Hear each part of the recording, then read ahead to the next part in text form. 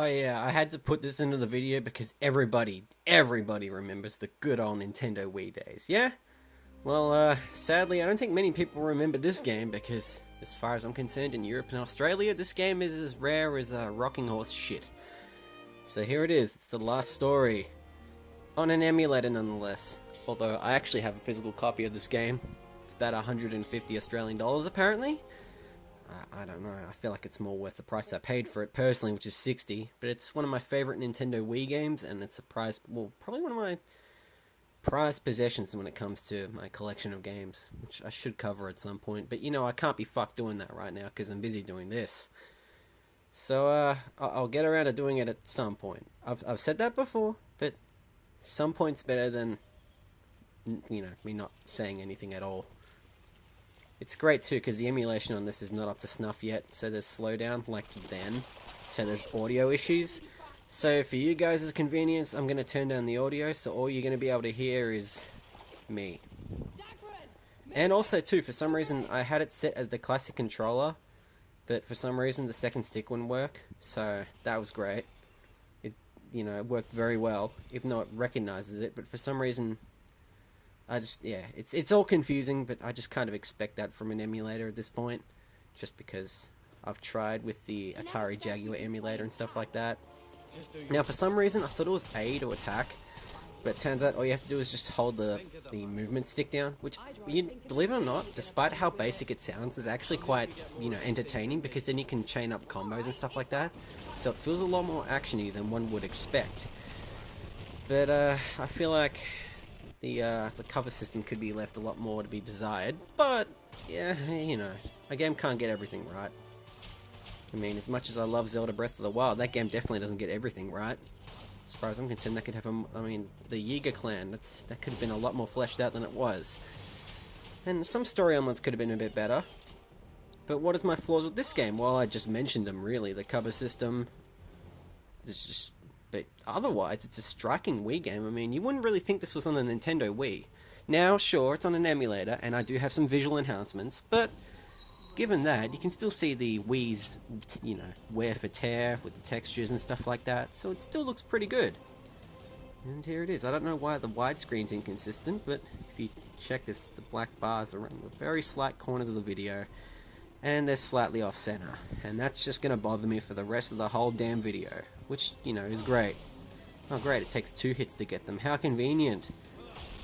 Like this, so you can just chain attacks and just get 2 of them at once and stuff like that.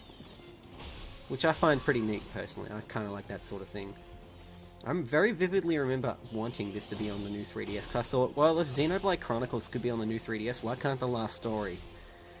And I figured, well, I still don't know. I mean, I wish this game got more attention than it got, because I feel like this game's kind of an unknown game in the Nintendo Wii's library.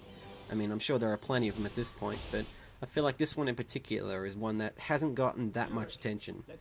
In North America, it was published by Xseed, and is apparently, from what I saw, reasonably common to get from prices. I mean, it's like around about 30-40, which, you know, given the price disparity between, you know, the EU regions and North America, it's, you know, it's cheap. And then in Japan, where it's apparently kind of common, so I don't know. This was like 3 years ago I last checked these prices, so they could be... yeah, that's kind of bad information I'm going off there. I should actually check that again. You know what? I'll update that in the description of this video when it's up, because I should really check. Be interesting. This is an interesting bit, although this feels a bit more trivial with how you can just like either just destroy them or just do other objectives. It's a bit weird, but you know, it works. I mean, to be honest, the emulation's running fine. The only thing you'd be able to realize that, you know, would make it seem like it's not perfect emulation at this point is just the sound.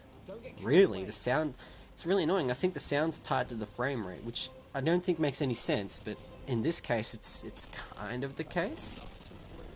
A lot of reptids, and my god, the cast for this game. It's all British, which I'm not complaining at all, but I've just been playing a shit ton of the games with British casts, like Xenoblade and stuff like that. So it's just like, it's a fresh thing, because I'm so used to having North American accents, and Yankee accents, stuff like that. See, I just take out these dudes with the crossbow anyway, which just renders Eurik's magic shit on the bridge completely pointless, but Figured I'd do it for cool stuff, you know. Bridge, oh no, the bridge gets completely destroyed. And so does the frame rate. The frame rate just tanks for like a split second there, but that's okay. And then there's Yurik being like savage, just subtly. And only 2 of us leveled up. Lovely, lovely. This is gonna go down well. But yeah, I really like the model detail too. It's surprisingly high quality. Like I wasn't expecting it to be that high quality for a Wii game. But I was looking at how to get this game running properly because, I mean, it's obvious as of this, it's still not running that smoothly. But apparently there's a few more tweaks you can do to get it running just that little bit better. Because it seems like this game is a little finicky to run on there, but I don't know. I'm kind of disappointed because I thought my laptop would be able to run it that well. I know I say laptop, but if you see the specs on it, you kind of go, you know, it should be able to. I mean, hell, it's able to run Time Splitters on the GameCube perfectly from start to finish. I pulled a Xenoblade there and thought I could bring Serene back up from the dead like you can in Xenoblade. And then I realized, yeah, no, that ain't happening anytime soon. So I just kind of went, whatever, I'll just roll with it. You know, the one woman on the team just casually gets butchered by this big fucking tree Hulk thing. I don't even know what it is, but it's something. The match. Oh yeah, I forgot, you have to protect and... Okay, yep. The more I see this, the more I'm getting it. The more I'm realizing how many mistakes I'm making while I'm playing the damn game. I remember too, on the original Wii version that I played... Oh my god, I'm about to die? Holy crap.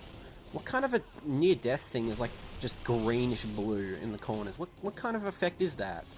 Anyway, I remember on the Wii version of this game, I actually got quite far into the game before I just decided, yeah, you know what, I'm gonna wait for like a 3DS version or it to pop up on the Wii U on the then when it was, you know, getting releases, the Wii U eShop, like Pandora's Tower and Xenoblade did. So yeah, this is a cutscene which is suspiciously well detailed, honestly. Like suspiciously well detailed. So yeah, I'm gonna let it run until the end of the cutscene. And, yeah. See you guys later. Let me drink your piece. Sir, may I ask who our next client is? It was all a ruse. I joked you. Just for this extra 10 seconds of video. But yeah. I actually intended on, you know, having the whole cutscene play, but it went on for a bit longer. So yeah, it will finish here. So, yeah. Thanks for watching, guys. I'll probably do more on this game. And, yeah. See you later.